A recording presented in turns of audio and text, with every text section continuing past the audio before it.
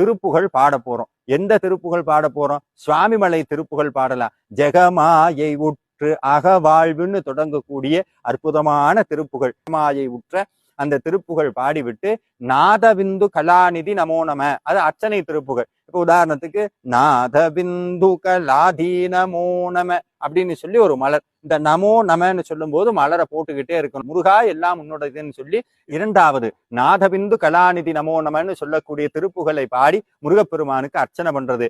மூணாவது சுவாமியினுடைய மிக ஆற்றல் வாய்ந்த வேல்மாறல் மகாமந்திரம், வேல்மாறலை பாராயணம் பண்றோம். இந்த வேல்மாறல் பாராயணம் பண்ணும் போது அப்படி சம்மணம் கொட்டி உட்கார்ந்துக்கணும். உட்கார முடியாதவங்க சேர்ல உட்காந்துக்கலாம். ஆனா ஒரு விஷயம் நல்லா தெரிஞ்சுக்கணும், வேல்மாறல் பாராயணம் பண்ணும் போது சுவாமி கூட இருக்கிறார், வேல் கூட நிற்கும்.